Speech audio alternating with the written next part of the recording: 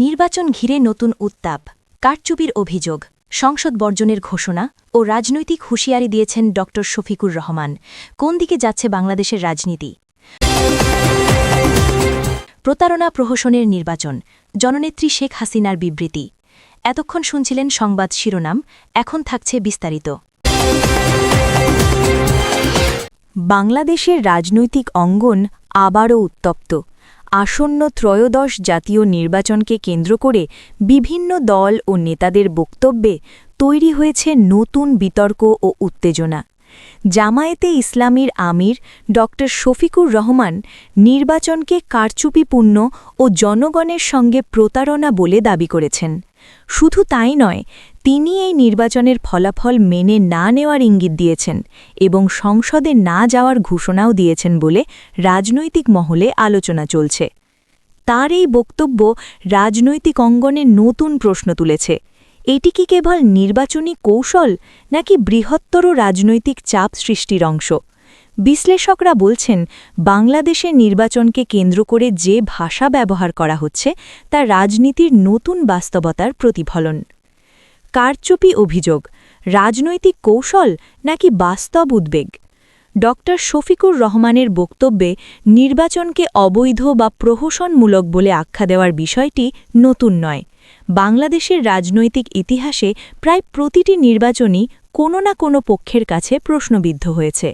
তবে এবারের পরিস্থিতি ভিন্ন বলে মনে করছেন বিশ্লেষকরা, কারণ নির্বাচনে অংশগ্রহণ, ভোটার উপস্থিতি, প্রশাসনের ভূমিকা এবং মাঠের নিরাপত্তা নিয়ে বিভিন্ন পক্ষ থেকে ভিন্ন মত উঠে এসেছে। রাজনৈতিক পর্যবেক্ষকদের মতে, যখন কোনো দল নির্বাচন নিয়ে সরাসরি প্রশ্ন তোলে, তখন তা শুধুমাত্র রাজনৈতিক অবস্থান নয়, বরং সমর্থকদের সংগঠিত করার একটি প্রচেষ্টা হিসেবেও দেখা যেতে পারে। এতে মাঠের রাজনীতি উত্তপ্ত হয় এবং জনমত দ্রুত বিভক্ত হয়ে পড়ে। সংসদে না যাওয়ার ঘোষণা, চাপ সৃষ্টি নাকি রাজনৈতিক ঝুঁকি?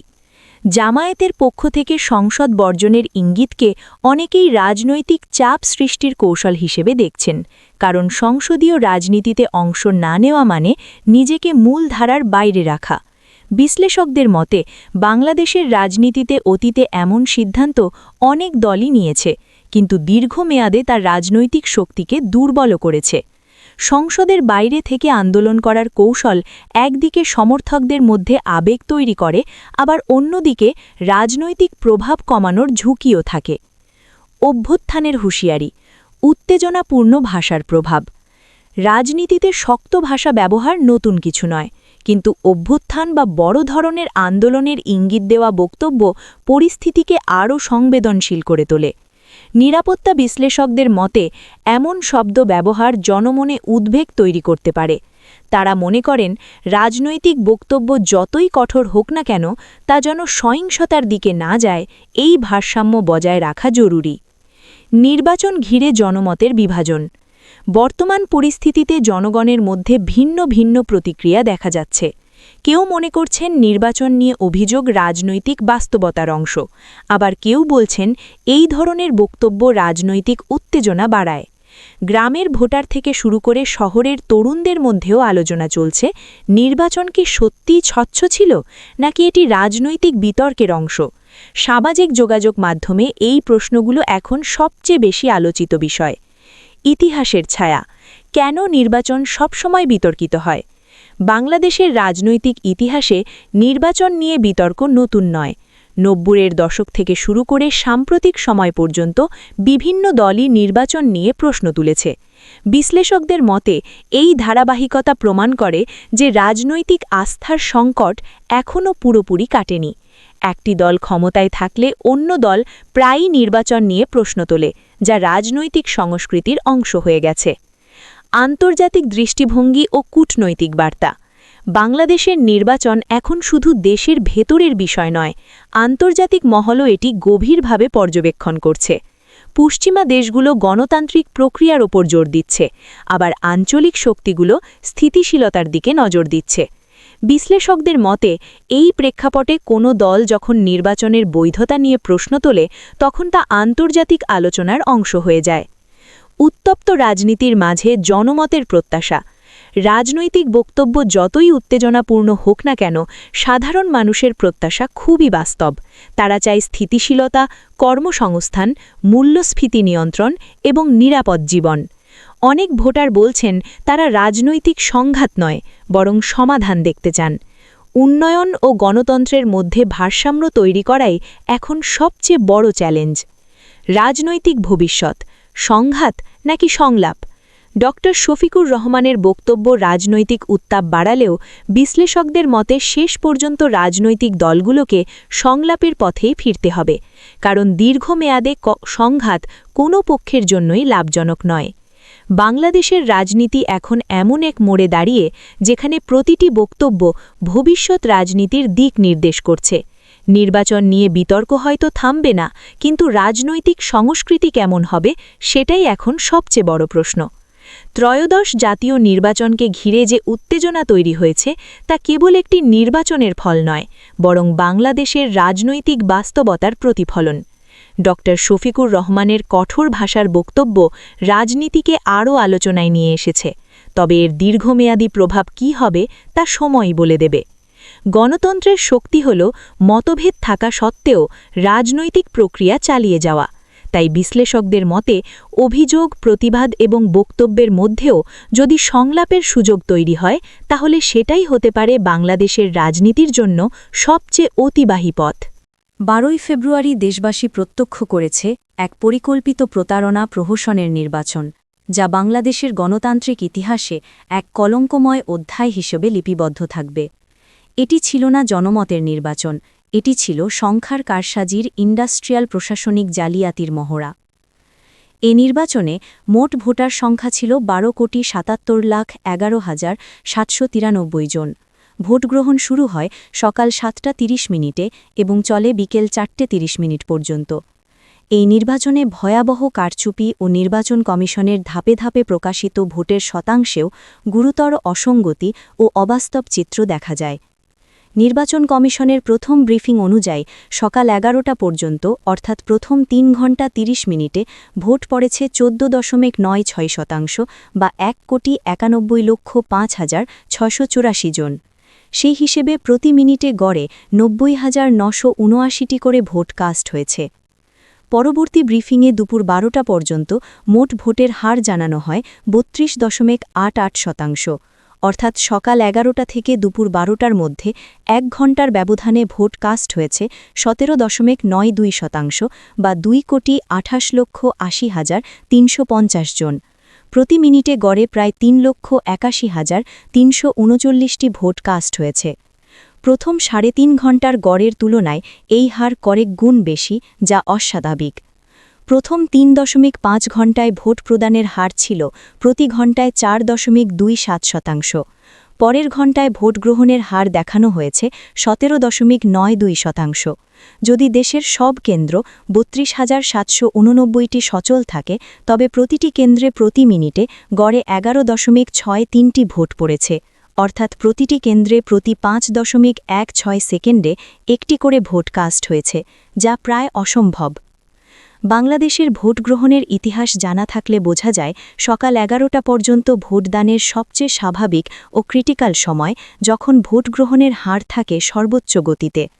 অথচ এই 3.5 ঘণ্টায় ভোট পড়ে 14.96%।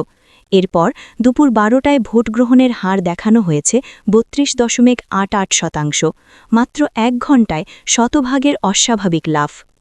তৃতীয় পর্যায়ে জানানো হয় দুপুর 2টো পর্যন্ত মোট ভোট পড়েছে 47.91%, অর্থাৎ দুপুর 12টা থেকে 2টোর মধ্যে 2 ঘণ্টায় বেড়েছে 15.03% বা 1,91,94,883 জন, অর্থাৎ প্রতি মিনিটে গড়ে প্রায় 1,59,958টি করে ভোট কাস্ট হয়েছে। সর্বশেষ বিকেল 4:30 মোট ভোটের হার দেখানো হয় 59.44%, অর্থাৎ দুপুর 2:30 থেকে বিকেল 4:30 পর্যন্ত 2 ঘণ্টা 30 মিনিটে বেড়েছে 11.53% বা 1,47,22,770 জন। সেই হিসেবে প্রতি মিনিটে গড়ে প্রায় 98,015টি করে ভোট কাস্ট হয়েছে। বিভিন্ন গণমাধ্যমের তথ্য অনুযায়ী কিছু কেন্দ্রে ভোট দিতে গড়ে 1.5 মিনিট থেকে 1.25 মিনিট পর্যন্ত সময় লেগেছে। সময়সূচি ভিত্তিক পরিসংখ্যান অনুযায়ী সকাল 11টা থেকে 12টার মধ্যে ভোটের হার অস্বাভাবিক হারে দ্রুত বৃদ্ধি পায়। নির্বাচন কমিশন মোট প্রদত্ত ভোটের যে হিসাব দিয়েছে তা দেশের বিভিন্ন অঞ্চলের বাস্তব চিত্র, যেমন ফাঁকা ভোট কেন্দ্র, নিষ্ক্রিয় বুথ, অনুপস্থিত ভোটার, এগুলোর সঙ্গে অসঙ্গতিপূর্ণ। এছাড়াও কারাগারে প্রায় ৮৬,০০০ ভোটারের মধ্যে ভোট দিয়েছেন মাত্র ৫,০০০, প্রায় ৩%। প্রবাসী আনুমানিক ১.৫ কোটি ভোটারের মধ্যে ভোট দিয়েছেন প্রায় ৫ লাখ, প্রায় ৭%। তাই বলা চলে সার্বিকভাবে ৬০% ভোটের দাবি শুধু অবাস্তব নয়, হাস্যকরও বটে। রাষ্ট্রীয় সম্পদ ও সরকারি যন্ত্র সরাসরি হ্যাঁ ভোটের পক্ষে ব্যবহৃত হয়েছে। সরাসরি সরকার হ্যাঁয়ের পক্ষে প্রচারণার দায় ও দায়িত্ব কাঁধে তুলে নিয়েছিল। ব্যালট পেপারে হ্যাঁয়ের পাশে টিক এবং নায়ের পাশে ক্রস চিহ্ন ভোটার মনস্তত্ত্বে প্রভাব বিস্তারের কি নগ্ন অপকৌশল, এবং এটি নাগরিকের মতামত নিয়ন্ত্রণও বটে। ফলাফল শিটে প্রিসাইডিং অফিসার ছাড়া অন্যদের স্বাক্ষর না থাকা স্বচ্ছতার ঘাটতিরই ইঙ্গিত দেয়। এছাড়াও 18 ঘণ্টা ধরে জাতীয় নির্বাচনের আসনভিত্তিক ফল ঘোষণা করা হলেও একই দিনে অনুষ্ঠিত গণভোটের আসনভিত্তিক ফল প্রকাশ করা হয়নি। জাতীয় নির্বাচনের ফল ঘোষণার প্রায় 5 ঘণ্টা পর গণভোটের ফল প্রকাশ, এই বিলম্ব এবং অংশগ্রহণের সংখ্যাগত অমিতি জনমনে ভোট জালিয়াতির স্পষ্ট ধারণা তৈরি করেছে। গণভোটের ফল প্রকাশ করতে কালক্ষেপণ নির্বাচন কমিশন কি তথ্য প্রক্রিয়াজাত করেছে নাকি তথ্যকে প্রক্রিয়ার সঙ্গে মানানসই করেছে, এই প্রশ্ন এখন বাংলাদেশের সর্বস্তরের জনগণের, যা অত্যন্ত প্রাসঙ্গিক ও বাস্তবসম্মত। এই নির্বাচন গণতন্ত্র পুনরুদ্ধারের পথ সুগম করেনি, বরং জনগণের আস্থাহীনতা, অবিশ্বাস ও রাজনৈতিক অনিশ্চয়তার পথ আরও প্রশস্ত করেছে। বিতর্কিত প্রক্রিয়ায় ঘোষিত ফলাফল কখনো দেশের স্থিতিশীলতা বয়ে আনতে পারে না। ভোটের আগের দিন অর্থাৎ 11ই ফেব্রুয়ারি দেশের বিভিন্ন স্থানে বিএনপি ও জামায়াতের মধ্যে সহিংসতা ও সংঘর্ষের ঘটনা ঘটে। বিভিন্ন জায়গায় অস্ত্র উদ্ধারের খবর প্রকাশিত হয়। ভোট কেনাবেচা নিয়ে টাকার ছড়াছড়ি এবং বিভিন্ন স্থানে গ্রেফতারের তথ্য সামনে আসে। সেদিন সন্ধ্যার পর বিভিন্ন স্থানে কেন্দ্র দখল, ব্যালটে সিল মারা এবং নির্বাচন সম্পর্কিত নানা অনিয়মের খবর দেখা যায়। বিভিন্ন কেন্দ্রে প্রিসাইডিং অফিসাররা ভোট শুরুর আগেই রেজাল্ট শিটে স্বাক্ষর করে রাখেন। যে অল্প কিছু ভোটার ভোট দিতে গিয়েছিলেন তাদের অনেকেই ভোট দিতে পারেননি। ভোট দিতে গিয়ে দেখা গেছে তাদের ভোট আগেই দেওয়া হয়ে গেছে। অনেক জায়গায় দেখা গেছে ভোট কেন্দ্রের গোপন কক্ষে 4-5 জন মহিলা মিলে একসঙ্গে সিল মারছেন। কোথাও কোথাও দেখা গেছে পুরুষরা সিল মারছেন। সিল মারা অবস্থায় উদ্ধার করা হয়েছে শত শত ব্যালট পেপার। অনেক কেন্দ্রে একই প্রার্থীর একাধিক পোলিং এজেন্ট দেখা গেছে। আগের রাত থেকেই রেজাল্ট শিট তৈরি করে পোলিং এজেন্টদের স্বাক্ষর নেওয়ার চেষ্টা করা হয়েছে। ভোটের দিন সারা দেশে বিভিন্ন স্থানে সংঘর্ষ, ককটেল বিস্ফোরণ, কেন্দ্র দখল, ব্যালট পেপার ছিনতাই, ভোটারদের নির্দিষ্ট প্রতীকে ভোট দিতে চাপ সৃষ্টি, জাল ভোট, গণনার সময় অনিয়ম, প্রিসাইডিং অফিসারদের নির্দিষ্ট প্রার্থীর পক্ষে সিল মারার ঘটনাসহ নানা অসঙ্গতি দেখা যায়। আওয়ামী লীগের আমলে 2টি নির্বাচন বিএনপি স্বেচ্ছায় বর্জন করেছিল। শুধু তাই নয়, তারা নির্বাচন প্রতিহত করার ঘোষণা দিয়ে অগ্নিসন্ত্রাসের মাধ্যমে ধ্বংসযজ্ঞ চালিয়েছিল এবং অসংখ্য মানুষের জীবন নাশ করেছিল।